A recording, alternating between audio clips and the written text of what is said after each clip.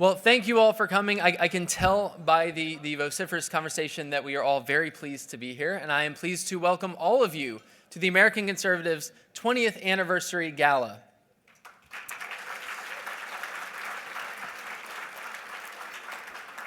My name is Emile Doak. I'm the Executive Director of the American Conservative. On behalf of our staff and our Board of Directors, welcome and thank you for joining us. This year, like all anniversary milestones, has been one for all of us to reflect on our organization's history and legacy. It's time to take stock of where this magazine has been and also where we're going. And in many ways, the result of this reflection is in the bag that's on each of your seats here tonight.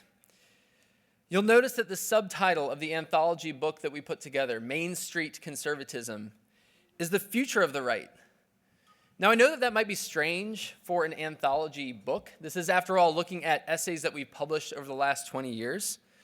But it reflects my belief that Tack's back catalog and the distinct, authentic, conservative politics that it forms has emerged as the best explainer of our current discontents and also the best political path forward. We centered the book and the political program around four broad issues that have defined our magazine since the start. The first, quite obviously, is foreign policy. We were founded in opposition to the Iraq War, and I think it's easy to forget just how audacious it was to associate with a conservative anti-war magazine when we were all talking about freedom fries. I know there are many here in this room who were writing for the magazine at that time, and for them I'm eternally grateful that they stepped out and actually put a stake in the ground at that moment. But our commitment to recalibrating America's role in the world wasn't limited to Iraq and the Middle East. In that book that you have on your chairs, there's a 2007 cover story from the American Conservative titled To Russia with Realism. Anatol Levin warned against NATO expansion into Eastern Europe, and especially the prospect of Ukraine in NATO. He wrote that it could lead to the outbreak of a devastating major conflict in the region. He was certainly right. But perhaps if we'd heeded his advice in the American Conservative in 2007, things could have been different.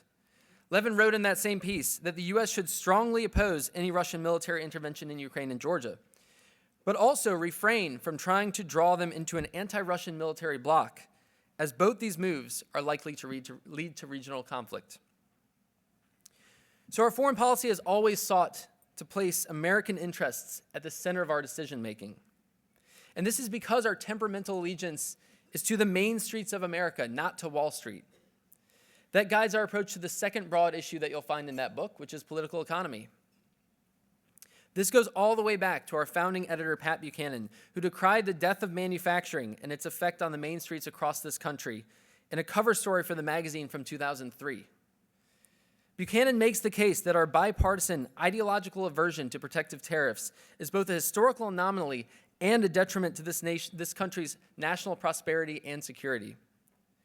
And then by 2016, former editor Dan McCarthy was noting the outsized role that then-candidate Trump's dissent from the bipartisan establishment's approach to trade played in his success in that campaign. He has an incisive cover story from 2016 called The New Class War. So we want to rebuild an economy that sustains these vital social institutions, where you can raise a family on one single income. And huge shout out to Blake Masters for having the courage to say that on the campaign.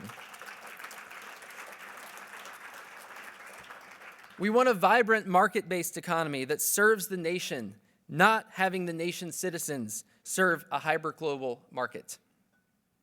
And a similar story can be told on the issue of immigration.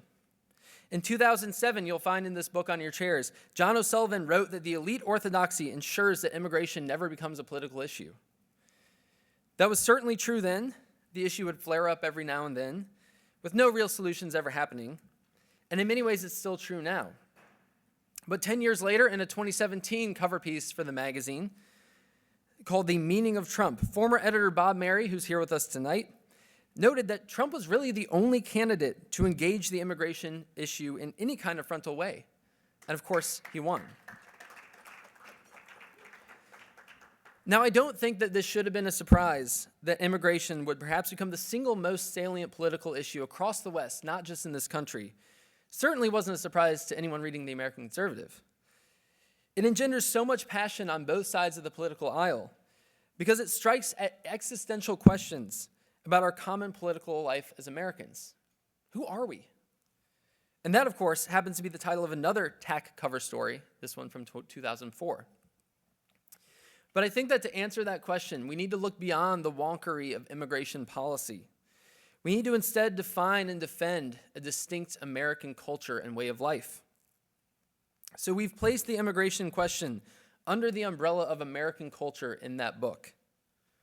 We at TAC look to defend the culture and cultures of this vast country as lived out in citizens' particular places. Longtime TAC columnist Bill Kaufman, who's perhaps America's foremost defender of local life, urges loyalty to our particular places as they cure to our cultural woes in his excellent 2017 piece. And last but certainly not least, any worthwhile conservatism must keep its focus on conserving the bedrock institutions of our society, faith and family. TAC has made the promotion and defense of stable families and our country's Christian tradition a core part of its work for 20 years. We were early to recognize the stakes of the gay marriage debate. And it's easy to forget just how lively this debate was pre-Obergefell and just how abruptly and artificially this was ended by unelected judges. In a 2008 piece titled "Less Perfect Unions," Margaret McConnell recognized the inextricable link between redefining marriage and commodifying babies through assisted reproductive technology. And I would especially encourage those 10 GOP senators who just this week voted to redefine marriage to go back and revisit that article and see just how much damage could be made here. Thank you. And similarly, Rod Dreher tied the issues of faith and family together, warning in his cover piece from 2013 that the sexual revolution was, in its essence, pointed squarely at the core of Christian anthropology, and that any concession to its secularizing forces would spell doom for the church. And as the pews of liberal churches continue to empty out, his warning has turned out to be prescient. So what we found looking back over the first 20 years is our distinct, authentically conservative approach to these issues of foreign policy, political economy, American culture, and faith and family has proven us right. But we're not content to rest on that legacy. 4 years ago, we launched an ambitious 20th anniversary campaign to dramatically scale our influence. With the help of generous lead gifts from 2 of our board members, I'm pleased to report that we've done just that. We set out to recruit top talent. We now have 2 of the leading young journalists leading our editorial shop in Helen Andrews and Micah Meadowcroft.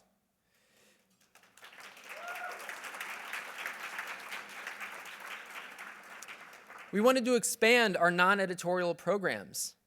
We now have over 60 alumni of our increasingly competitive Constitutional Fellows program, exercising key influence in positions throughout Washington, many of whom are here with us tonight.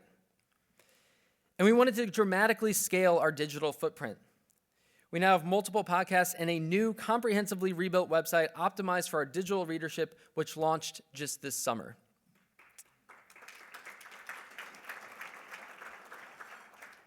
And we wanted to build an opportunity fund so we could act when the news cycle presented opportunities to assert our perspective on key issues. Just this past spring, our Opportunity Fund helped make possible our marquee SNAP Foreign Policy Conference on the Russia-Ukraine crisis, which generated headlines in nearly every major outlet and set the tone for a conservative, restrained response to the still ongoing crisis.